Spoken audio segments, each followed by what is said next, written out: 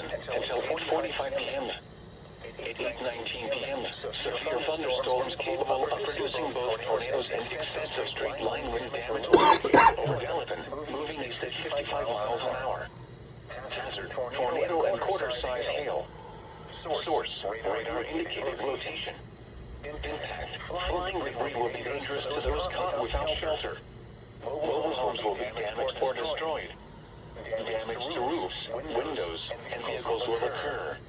Tree damage is likely. Locations impacted include Elkhorn, Delavan, Lake Geneva, East Troy,